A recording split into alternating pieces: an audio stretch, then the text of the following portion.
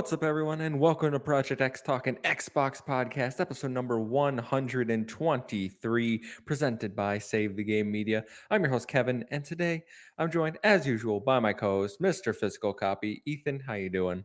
I am doing good, Kevin. When I tell you 4 minutes ago, all right, I'm playing Fortnite with my buddy Tony from back in the Navy, right? We're playing prop hunt. I've never played prop hunt before. We're having a good time. Mm-hmm. And I look down at my phone and I go, oh my goodness, it's 4:56. I have a show to do tonight. And Oh so I my ran down God. here. Little do I know, the computer is gone from my little recording setup that I have down here. So I run right back upstairs, grab the computer and the charging cord, run all the way downstairs, plug everything in. Guess what? Headphones are upstairs because, of course, I'm Oh talking to my my God. buddy playing prop hunt, playing Fortnite. Run all the way back up. It was a mess, Kevin. Last second, I'm here. I'm on time. We're all good. Everything's happy, but I'm having a great time. Kevin, how are you, my brother? You're just straight hustling. I actually I'm got hustling. here. I actually walked in the door moments before we went live. I had quite a bit of traffic on my Wow. commute home today. Yeah, was not pleased with the How's the length I had. driving situation with the new living accommodations? Are you enjoying your commute in the morning? Is it longer? Is it shorter? What's the deal I with mean, that? it's much longer because I used to live 5 minutes away. Now it's like Yeah. 20, 25 minutes. Today it was like Mm. 35 minutes. Yeah, it's Ooh. depending on what time you get out of work. All right, it really Yeah. impacts your experience driving home. So most days Yep. it's not too bad. Yep. Yesterday, a little bit was like, oh my God, I'm sitting there, bumper to bumper traffic, just on the highway. I'm like, this is terrible. But I had a podcast. I had our friends over at the Exactly. trophy room in my ears going. Yeah, that's what I was gonna say. That's more time for you to listen to podcasts. I was gonna say my commute when I was living in San Antonio and working, it was probably 20 minutes to work by the time I woke up in the morning. When I was Hmm. coming home from work, I was with traditional rush hour of after work in San Antonio, Texas. That took me about 55 minutes to an hour to Ooh, get no, home. It never. was absolutely insane, bumper to bumper, but I had podcasts and that's what got me into podcasts. So, hey, good things come out of those long commutes, I guess. I could never do that long. I know our Kyle over at the trophy room. Speaking of him, I think he has like a 2 hour commute. Oh, that's crazy. Yeah, absolutely. I don't know how you do it. I don't know. Shout out them That's a though. long commute. Yeah, ridiculous. But I'm doing all right. This is if you're new here, an Xbox podcast. We're live every Mm. Thursday for now. Maybe some changes coming in the future. Just a heads up. 5 p.m. Eastern time, right here on YouTube. If you can't catch us live, we post every Friday morning on your favorite podcast service of choice. While you're over there, please drop us a rating, drop us a review. Some of you are doing it. We are one away from 30 on Spotify, and we are still 6 away from 40 on Apple. So if you could head over to the Apple store and just drop us those ratings. All right, we need your help, Oh, and yeah. come join the Discord, people. We have a few stranglers come in here and there, but we want to see Stranglers. you. Did you just say stranglers, I Kevin? meant stragglers. They're stranglers, They're though. strangling me, maybe. Words are hard sometimes, Uh, folks. This is a podcast, but come join the Discord. Is basically what I'm trying to get at. All right, we want to see you in Hell there yeah. talking to us, having fun. It'll be a good time. Yep. And lastly, if you want to support us and get early access to all Save the Game Media's content, like No Limits, our sister PlayStation show, Frame by Frame, I Hate My Friends, and the exclusive post shows for all of those shows, like the first ever Project X Talk post show, which we're doing today. Ooh. Go over to patreon.com/save the game media. Choose the tier that's right for you, just like our current Patreon supporters. So thank you to Bucky Blue, Hopple, Alpaca Tom, Amon, Fabulous Brianna, Brianna's mom, Brianna's brother, Brianna's wife, Nikolai at Night, Cypher, Primus, Brendan Myers, Marcus O'Neill, Lillian, Mimi J, The Snack Network, David Hotright, Dave Harp, and the Xbox Expansion Pass. Thank you all for your support. We appreciate each and every one of you. But Ethan, let's not waste any more time. Let's get Yes, right sir. into the show. So we're gonna start like we do each and every week, going around the room, asking one question. The question is, what have you been playing? Oh man, I think you know what I've been playing. That's Hogwarts Legacy. I know I talked about it last week. I went in depth on it. We put out the short about my first impressions of it. 46 hours in now, Kevin. My Whew. impressions are still the same. This is the greatest adaptation of the Wizarding World that I've ever seen in my life. It's absolutely incredible. The gameplay is fun. The loop is fun. The quests are unique and exciting. The world is fun to explore. There's so much to do and see in this world. Avalanche knocked it out of the damn park with this video game. I'm so happy that we've finally been able to see a Harry Potter video game adaptation come to life in such a vibrant and exciting way.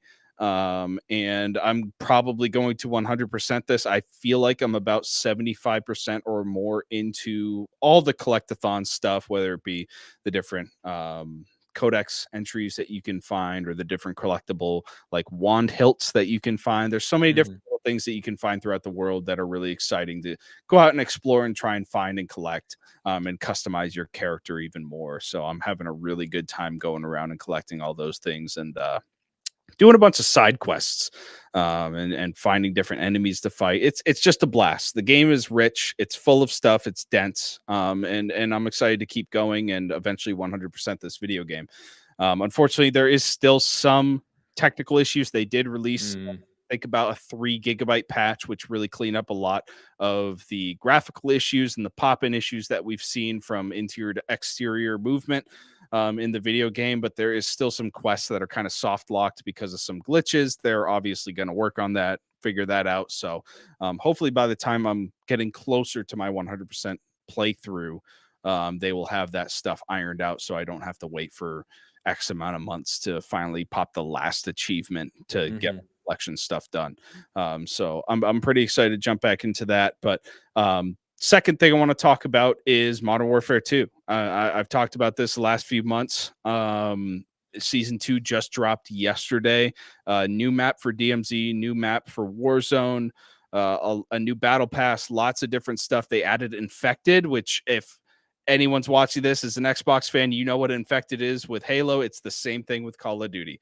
Oh, It's nice. basically it's 16 players. One guy starts off with melee weapons, a combat knife, and a tomahawk. And they have to go around and try and infect the players who all have shotguns and a pistol. And it plays exactly like you would think, just like Halo Infected, and it's really, really fun. I played a few rounds with those. Jumped on with Garrett this morning to play some DMZ. Did a bunch of missions. So season 2, Modern Warfare 2, is going really, really well, and I'm enjoying a lot of the new content that they've dropped. Really, again, I want to reiterate how much Activision and Infinity Ward have spoiled us with this Call of Duty. The amount of content that they've put out for this video game and the amount of progression that they put out for this video game. And again, we compare it to Halo Infinite and how not to do a progression system. Modern Warfare 2 is the complete opposite of this is how you do a progression system. It feels so great. It makes me want to invest my time and money into the platform. It's exciting. There's a lot of new stuff constantly coming out. So I've been really enjoying that. So really, those are the 2 games that have sucked up the most of my time. Mhm. Hogwarts Legacy for pretty much the entire week. Modern Warfare 2 for pretty much the last couple days that I've been jumping into. But been having a really good week of gaming, Kevin. That's great. Great to hear it. I'm still not gonna probably play either of those games, but Of I'm course, that's glad fine. you're having fun. Atomic Heart's coming out in a few days. Come on, Kevin. We're gonna have a good Also, a time. game I'm probably not gonna play. I know. Just it's not my style of game. All right. Hey, we gotta talk about multiple games on this podcast. You, That's a good thing. speaking of multiple games, all right. I've only played one game. Well, I played FIFA a little bit. That doesn't count. I'm always You always play. jumping Yeah, in. yeah, Yeah, yeah, yeah. yeah, yeah. The game I played is a game also I would say not really my style of game, but I was looking for something to play. I thought, hey, this is revered as one of the greatest survival horror games of all time. I'm gonna jump into it.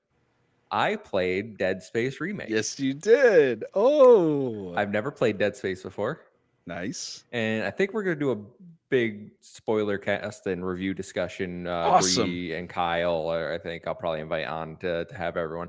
But Very this is cool. my first experience with it, and I gotta say, really good game. Really, really good That's game. great.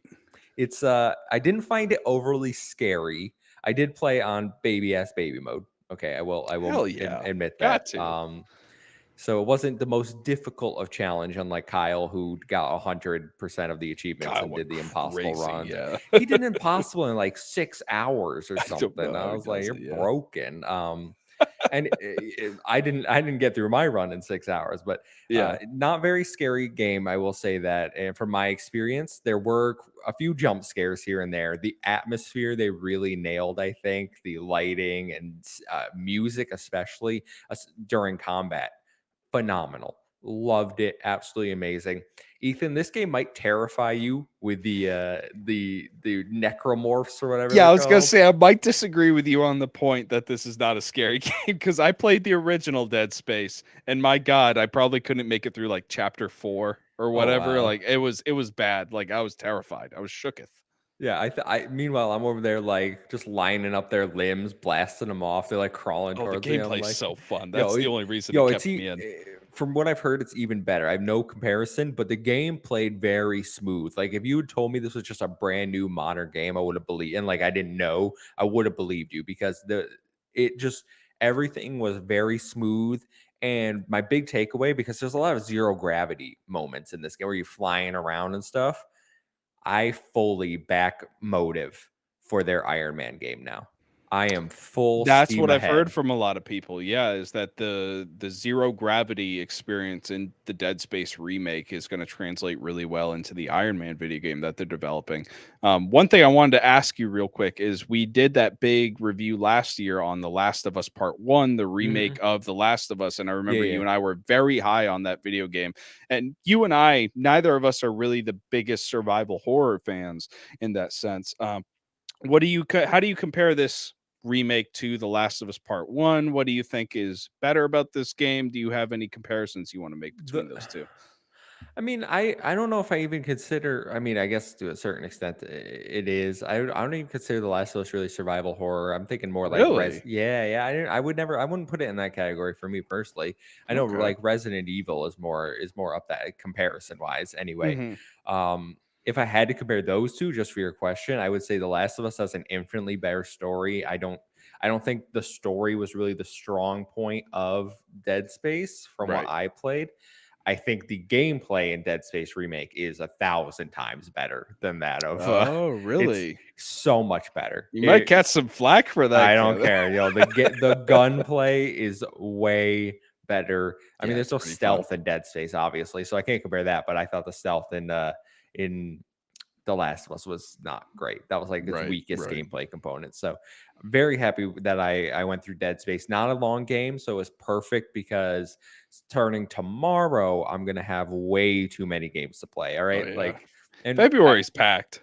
I might do a rundown in the post show of just like all the games I've pre-ordered and like somehow have to play next week. I think we could talk about the overload that's coming. Like, why couldn't they Oh, give me yeah. something this week? Like, just drop one of those games. I really don't like that they're like every game has to come out on a Friday, like every big release. Right. I'm like, I remember when games came out on a Tuesday. Like, why don't we just throw it Yeah. on Tuesday here? Like, you still get occasional, but the big releases are Fridays now. Yeah, and, like, it feels like it always comes at the end of the month too, like, the end of February is absolutely packed. We got Atomic Heart and we got, Like a Dragon Ishin coming out on the Hmm. same exact day, Same February day. 21st, and that's tough. Like, at least with January, we got One Piece Odyssey early on, then we got that little buffer of SpongeBob Cosmic Shake, and Yeah, then let's go. right into Hogwarts Legacy, at least for me. So Mhm. I've had a pretty good flow going so far this year, but end of February completely going to disrupt everything, and it's going to be chaos. It's going to be crazy trying to fit in all these different games. Yeah, yeah. We can talk more about that. I keep a list of all the games like I want Oh to yeah, me play. So too. I'm like Me too. sitting here doing gymnastics in my brain, like where can I fit this in, you know, Yep. especially with everything else Yep. going on in human existence. But we'll save that for the post show. So Ethan, let's jump into the news though for this week. I'm All gonna be upfront, right. everyone. It's a pretty slow Hey, news I week in the sent them in the Xbox. So, doc. yo, All right. I put your stories in here. I'm just saying, even with There that, we go. pretty slow news week. But the biggest story I think has to be the story that came out, and people are blowing up over Twitter. Oh Game yeah. Pass leads to lower game sales. This was included in Microsoft's submission to the CMA, a tidbit that seemingly indicates Game Pass negatively impacts game sales. Quote, Microsoft also submitted that its internal analysis shows a redacted percentage decline in base game sales 12 months following their addition on Game Pass. As noted by GameIndustry.biz, this runs counter to previous statements from Phil Spencer, who in 2018 said, quote, when you put a game like Forza Horizon 4 on Game Pass, you instantly have more players of the game, which is actually leading to more sales of the game. In response, Eurogamer actually reached out to Microsoft, who does not dispute the claim that it lowers game sales, but instead responded, quote, Xbox Game Pass offers gamers and game creators more choice and opportunity in how they discover, experience, and deliver games. For gamers, that means providing another option for them to discover games and play with friends at great value. For developers, that means creating another option for how they monetize their games. We focused on helping game creators of all sizes maximize the total financial value they receive through Game Pass. Each game is unique, so we work closely with creators to build a custom program to reflect what they need, ensure they are compensated financially for their participation in the service, and allow room for creativity and innovation. As a result, the number of developers interested in working with Game Pass continues to grow. I'm going to stop it there, Ethan. Initial Yeah. thoughts on this breaking air quote news. It's not breaking news because we all know that Game Pass cannibalizes game sales. I mean, that is by design. And you, how much money could we make if we just go on our own and publish this game on multiple platforms? Or how much money are we going to make if we take this check from Microsoft and publish our game on Game Pass? Everybody's been crunching the numbers, and clearly Xbox thinks the strategy at this point is to go forward with the Game Pass model. Subscriptions and monthly fees are going to make them more money than the sales they would normally get on these games, which I absolutely understand. We've talked about for months and months, pretty much the year that I've been on Save the Game Media about Game Pass, is that so many games, whether they be indie games or double A games, they would have completely gone under the radar of the vast majority of gamers. But because they are on Game Pass, they have millions of eyes on them that normally wouldn't be on them in the first place.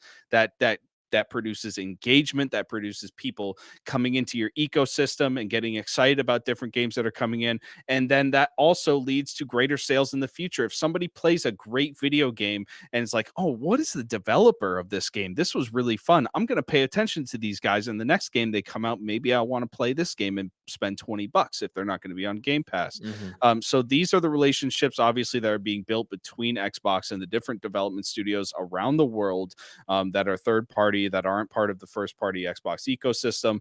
And it's all a mathematical game that they have to play. They understood when they first iterated the Xbox Game Pass system and they pitched it to Phil Spencer and the team. They pitched it in the boardroom before it ever came out. They knew this was going to reduce game sales, especially for first party video games. They absolutely understand that. But again, there are people in the background crunching the numbers saying we can make more money off of these subscription sales than we can just selling these games outright. And I think this is just basically confirming exactly what everybody knew. Obviously, we didn't have the raw numbers. We still don't have the raw numbers No, as far as I redacted. can tell. Redacted, exactly. We don't have the raw numbers, but we can tell they're probably in the negative in terms of game sales. But how much revenue did they gain those $15 a month subscriptions that so many millions of people are paying now to play these video games? So I don't think this is any sort of breaking news. I'm sure people are going to fixate on it to try and push a narrative and Mhm. try and continue this console war garbage that's going on. But Xbox knows what they're doing. A company like Microsoft isn't going to roll out a program if they don't think they can profit off of it, and they're not going to continue a program if they're not profiting off of it.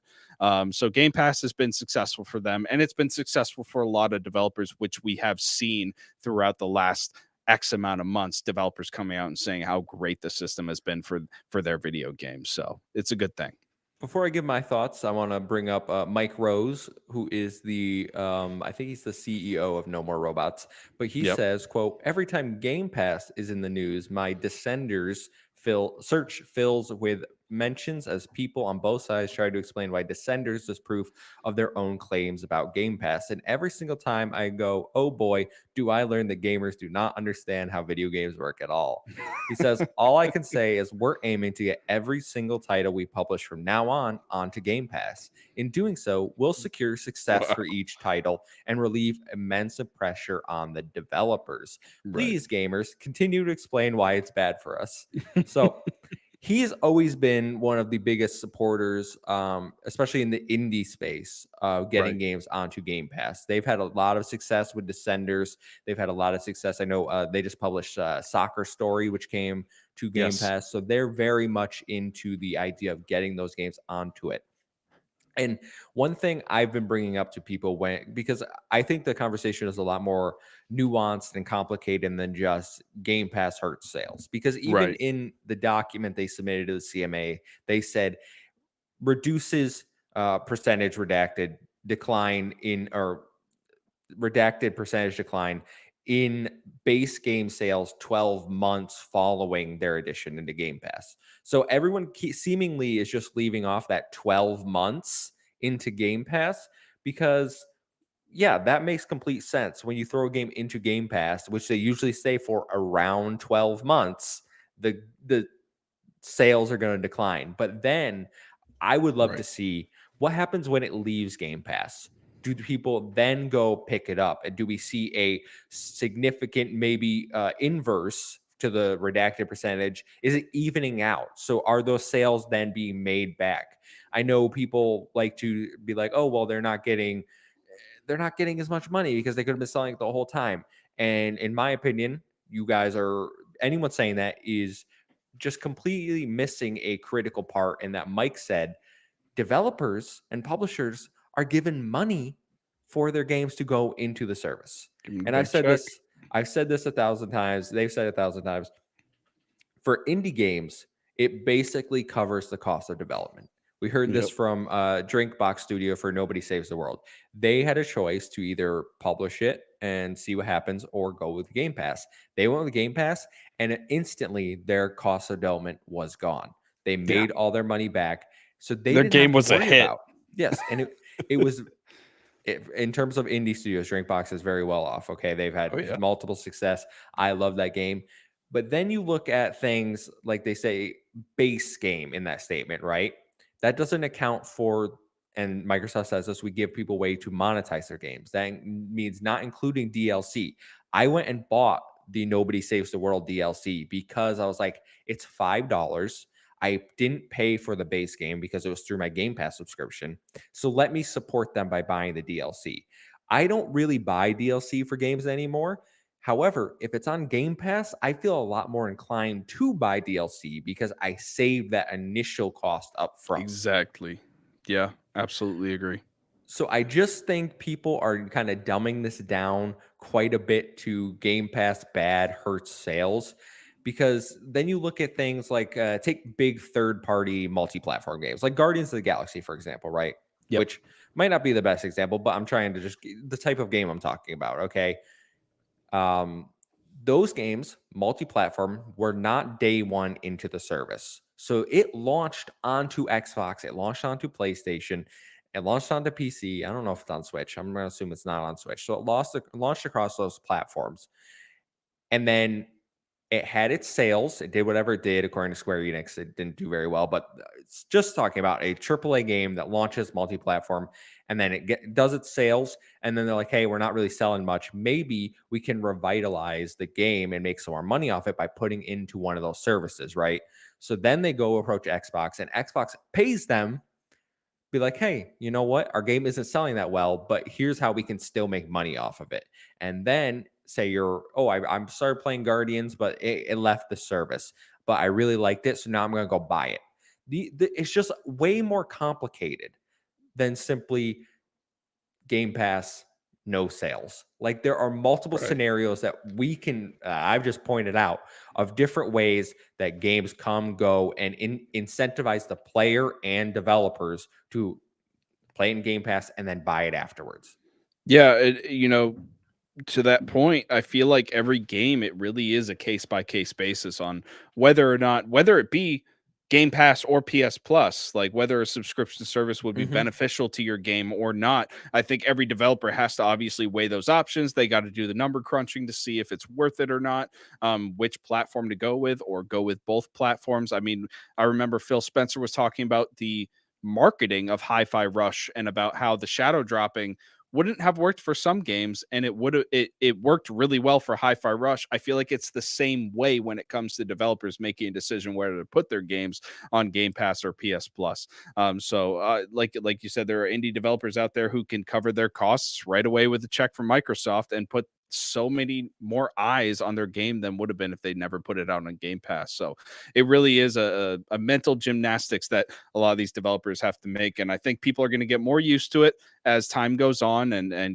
more developers buy into this sort of subscription model for distributing games, and it's only going to get better from here on out. But this news is not a negative thing. I think this is only a symptom that everyone saw coming from a mile away, and it's not necessarily a bad thing because there's still money going around. There's still money going around to all the devs and all the publishers, and everyone's getting their checks, so it's all okay. Ghostly March in the chat says a great point here. Game Pass also frees up money in my budget to buy other games sooner without waiting for a sale or more third Yep. party games that won't be on Game Pass, which I think is a great point because the amount of times that I sit here, I actually did it one time. I went through all the games I played on Game Pass throughout the year, and I was like, how much if I had bought these games would it have been? And it was over $1,000. It was easy over $1,000. Yes. Yeah. So then that makes me feel like, hey, like a Dragon Ishin is one, right? Where I Mhm. pre-ordered it at $60. Will it come to Game Pass in the future? Maybe. I could wait. The other Yakuza games are all on Game Pass, right? So it's in my mind pretty good shot.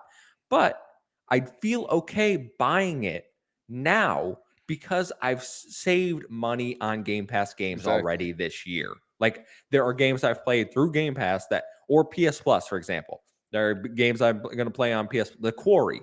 Quarry is one that I've been Yep. eyeing for a while. I've been waiting for a deep, deep sale. Instead, it's coming to PS Plus next week. So Yep. in my mind, that's now, hey, that's $20, $30 that I was going to spend, but instead I'm going to put it towards a different game. Completely valid, completely responsible. Like that's just another perfect example of how it might not benefit the game coming to Game Pass, but it benefits the other games on your platform.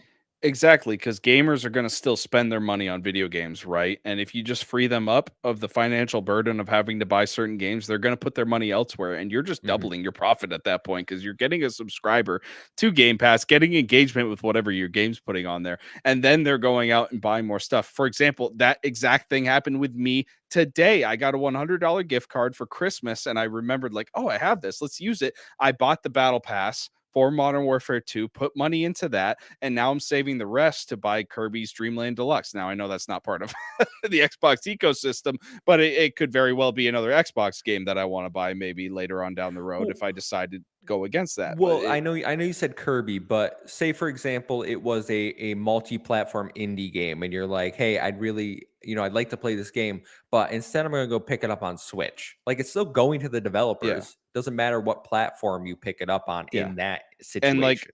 and what the point I was going to make is that Atomic Heart is coming out on the 21st. I would be buying that game right now. I A would have lot of people already would. spent $70 to pre-order it and download it, but it's on Game Pass. That freed up that $70 to be able to buy Kirby. That's freed up that money to be able to buy the Modern Warfare 2 Battle Pass. I mean, that just all that made me do was invest an extra 90 to $100 into your platform, Mm-hmm. and then still engage with the game that you're putting out on Game Pass. Yeah, and Atomic Heart's a good example because it's launching on PlayStation and PC as well. So they're going to get the Right. sales over there, Yep. and they already got the bag from Xbox Yep. for putting it into Game Pass. So they're probably happy regardless what it sells on other platforms Yeah. because they made this deal. And who knows, maybe they look at Xbox and say, well, we predict this many I'm sure they do. We predict this many sales. Is Yeah. it going to They be more beneficial project. to launch it without Game Pass or with Game Pass, right? Right. It's just way more nuanced than people would have you believe on the internet. That's all I'm saying. All right. Yep. I Exactly. think I've said my piece on that. We can move on unless you got Amen. something else to add. But Ready to go. all right. Story number two. Not great news. Bobby No. Kotick apparently will stay if the Activision Blizzard King deal is blocked. So this comes from Anthony Wood at IGN. He says an unnamed source has told Fox Business that Bobby Kotick, current CEO of Activision Blizzard King, will absolutely remain at the gaming giant to run the company if the deal were to not go through. That's the whole story. Yeah. This I'll throw it over to you after because you probably more. I know one of your big reasons is you want the deal to go through to get people like this out of the company. Right. I think if the deal goes through and they keep him, that'd be a really bad look for Xbox given everything that happened under his watch. The fact that if the deal doesn't go through and he stays, that is so bad for the people working at Activision Blizzard. I know people have kind of forgotten it's because it's the 24-hour news cycle, right? Like it's old news. Okay, we're moving on. Activision. Exactly. We're all Yeah. looking for Diablo 4 now. But if if the deal doesn't go through and he stays, that's not great for the employees of Activision Blizzard King. He has shown ineffective leadership. Awful things have happened under his watch. He needs to be held accountable. And I know some people will say, well, he's not really being held accountable if the deal goes through because he gets a golden parachute. But getting him out with a payday is better than not getting him out at all. Yeah, because at the end of the day, you want to take care of the people that are still working at that company, and its companies under its umbrella. And we shouldn't just hold on to toxic leadership just because we think they might get a payday coming out of it. We got to get rid of them. And yeah, this is obviously an unintended side effect, I think, that the governments of both the United Kingdom and the United States are causing by trying to stop this deal. Again, hopefully this deal's still going to go through. Everything's going to be fine. I think Phil Spencer has already said enough vague language on the subject of Bobby Kotick that it's pretty clear that Bobby is going to be out once it gets absorbed by Xbox. I think if they were going to keep him, Phil Spencer would have said that they're going to keep them. I think with that vague language, they've already made it pretty clear that Bobby Kotick is out. But with Xbox not being able to acquire Activision Blizzard King, if that actually happens, there's no reason for Bobby Kotick to leave. So that makes sense because the board of directors of that company have clearly said that they don't really care about the situations going on. They don't care about the toxic leadership, and they've not voted him, out of confidence. So it's unfortunate, and this is just an unfortunate side effect of that. And we've talked about how this would be a beneficial thing of this deal is that Activision Blizzard King's leadership would be shaken up, their IPs would be managed better, et cetera, et cetera, et cetera. Their development studios would be treated with more respect. Their employees would be treated with more respect. And clearly, if this doesn't go through, that's never going to happen. And we'd never be able to see a Activision Blizzard King under Xbox, and that's really unfortunate. So, but I'm still holding out hope. I think the deal's going to go through. I think there's going to be a big legal fight. It's clearly gone way longer than any of us had expected, and it's just unfortunate. And this is an unfortunate side effect of this not happening quickly. Do you remember over the summer when everyone was saying, "Oh, the deal will be done by August," and then it was, "Oh, I do. deal will be done by November," I and I'm do. like, Yeah. you people get your information from seemingly nowhere. They're just pulling stuff out of a Yeah. hat, and I'm like, all right, because this could take quite some time. I personally think, if it's not done by the summer, they're gonna kill it. I don't know, like I don't know. I think that would be my move. You can go buy other studios, but The I government don't will let Bayer want buy other. Monsanto for 66 billion, but they won't let Xbox buy Activision. Got it. It's just crazy to me. It's wild to me that this is happening. It's really unfortunate, but it is what it is. We just got to deal Mhm. with it, I guess. Yeah, I don't really have anything else to say besides screw Bobby Kotick. He sucks, and Yep. hope he gets out. He's He not should have going been to now. fired forever ago, but doing what we can. The Money next talks. This next story is a little more positive, okay? And this comes from Yes. gamesindustry.biz, who spoke with Arjun Varma. Sorry if I butchered that. He says, quote, who apparently is, quote, a manager at Xbox's new global expansion incubator team. And he said, quote, the idea behind GXI is to engage, connect with local developer communities in India. We want to support and enable the ecosystem to find success. We're looking at how we can get these titles published on Xbox in addition to other platforms. Varma apparently says these devs will be given all the same tools as their other partners so they can find success. Ethan, a Yeah. little bit of a positive story here. Seems Xbox has established a team in other regions to try to Yep. promote indie development, get studios built up there, and India is one of their big workplaces right now. Yeah, India, it is one of the largest countries in the world in terms of population. It has a massive player base of gamers. I mean, it's really popular, especially in the mobile gaming space. I know if anybody is on the YouTube live after like 12 p.m. in the United States, you're seeing Indian creators all over the platform making content. It's crazy. People are all over it. And it's great not only for Xbox to expand into the market to get more players into the ecosystem, but to also talk to developers on the ground. Again, you have over a billion people. There's a lot of development studios there that are probably making video games that are untapped potential, people that are very skilled and excellent at making video games, but they just haven't had that breakthrough moment in the Western market.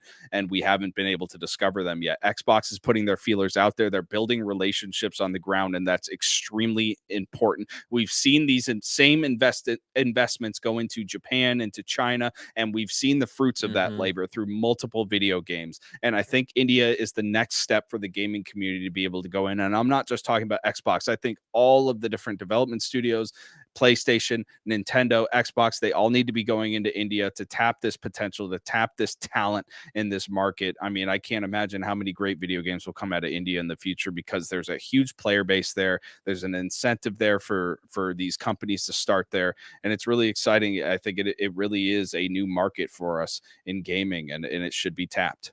Yeah, I like how they said that the initiative wasn't just about Xbox, getting it published on Xbox. Right. It was we want these on all platforms. I think that is a great initiative because indies really live and die by that exposure, the discoverability of their games. I know Raji and Epic, an ancient Epic, I believe it was called, Mm. was a game that did come out of India a few years ago. I want to say Yep. 2020. Mhm. And that game, it was released to okay reviews. I think around the 70, like a solid game. It looked kind of like an old school Prince of Persia s game, not the Sands of Mhm. Time, like the old Prince of Persia style game. So Yep. there are teams over there that clearly have talent and passion, and it's awesome to see that Xbox has a whole initiative identifying and trying to support these developers with resources and money. I think it's good that you were like, "Oh, PlayStation, Nintendo, everyone needs to do this." I know PlayStation's big effort has been China in recent years with I think the China Hero Project or something Right. along those lines that they titled it, where we've seen games like Fist, Forza Shadow Torch, one that was that Metroidvania with the rabbit that I really enjoyed that came out of there. So it's awesome to see big players in the space going and finding these talented Right. studios, helping them get games, because if they can find that success, like they can build that studio, they can help these countries economically, they can get more people into the game development space. Like, hey, like Montreal is a big game Yep. development hub, right? Mhm. People want to live there, like developers go there. California is another one. So if they can build up these other areas to be these strong resources, lots of studios making great games, people are going to want to go to be there, be in that Yep. culture, right? So awesome to see. Great news. You got anything else to add about it? I mean, you talked about that investment that PlayStation is trying to make in China, and I would say that the investment in India, I feel like, is a lot more safe than an investment in China. I mean, we've talked about it multiple times on the show about gaming companies and any entity that comes out of China they have to answer to the Chinese Communist Party, and that's just a fact of life. And it's really unfortunate. It's an autocratic government that does horrible things and tries to censor things. An investment in India is an investment in the world's largest democracy by population. And that's a really important caveat that a lot of these gaming companies probably understand in their mind, that this is a much safer and stable market to go into. And they will be hiring people and working with people that are more free to be able to express their creative ideas in their video games. And that's something that's really exciting. That's something we need in gaming, is the freedom to express our ideas and to be inclusive in our culture, and that's something really exciting. So I think an investment in India is the best thing we can do right now in gaming, because that's a huge market, and we should be tapping into that. I will certainly keep an eye on any games from studios that are coming out of there because Oh I yeah. want to. I'm interested to see what they're putting together over there. But Hmm. story number 4, Ethan. And I will Yes, click sir. the thing so it changes. Embracer Group is going AAA, apparently. That's what I called this story. So, Lars Wingefors, the CEO of Embracer Group, has outlined the next few years for two studios and the whole Embracer Group, but for mainly two studios. So, Wingefors has said that Crystal Dynamics and Eidos Montreal would release five AAA games in the next 5 years. That's an increase from the previous 5 years where they only managed to release three. We know Crystal Dynamics is currently assisting Xbox and the Initiative with their reboot of Perfect Dark, and a new entry in the Tomb Raider series is also coming in collaboration with Amazon. Eidos is rumored to be working on a new Deus Ex game, with rumors suggesting Crystal could also be reviving Legacy of Kain. In addition to this, 6 games will come via Gearbox Entertainment, 11 from Saber Interactive, 6 from PlayOn, and 1 from THQ Nordic, with 4 of these coming in the next 12 months. It's worth noting that only 6 of the 31 AAA games in production have been announced to date. How we Yeah. feeling? Great. I mean, Embracer Group, this has been their strategy forever is gobble up as many studios as you can. And it seems like they're starting to put this train into motion.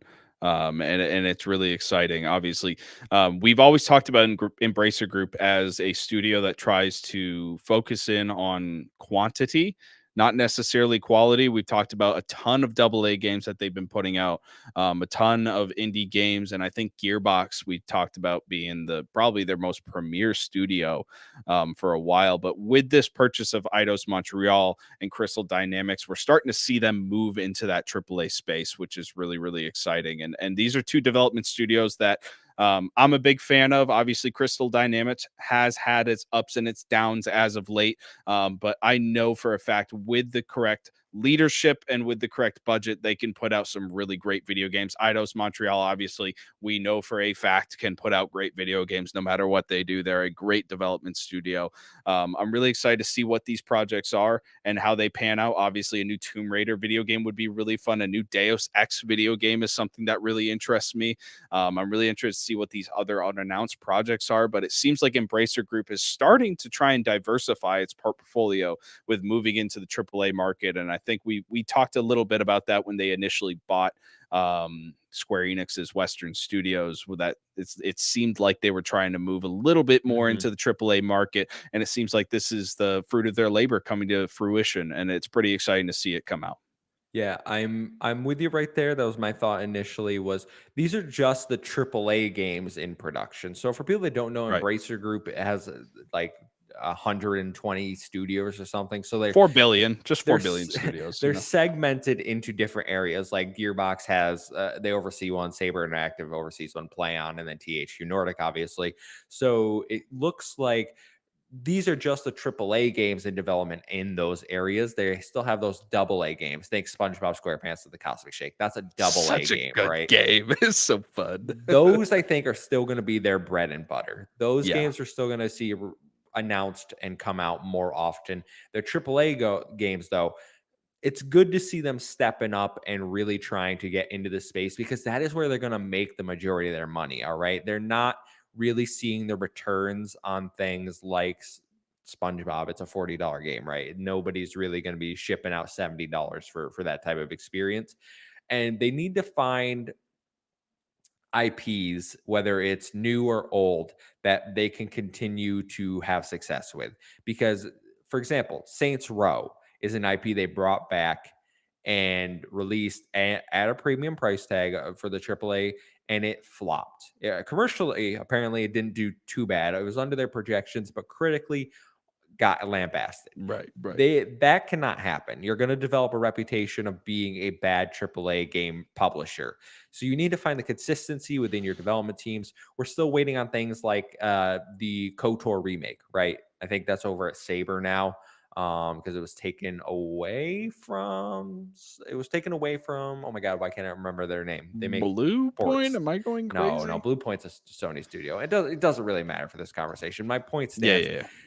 They just need to find consistency. I think they're betting big on Tomb Raider. They're betting big on Crystal. Obviously, they'll probably get some money influx from the Initiative and Perfect Dark. But bring back those things like Legacy of Kain, bring back Deus Ex. Yep. Those are things that people will instantly recognize, they'll be drawn to, and as long as the games are good, those are going to be successes for you. Gearbox is another one where I think they have probably their biggest potential, right? Because you have established Spire, by the IPs way, already. Aspire, thank you. That's who it is was taken bothering away me. from. Yeah. But the people in things like PlayOn, I am completely unfamiliar with what's going on over there.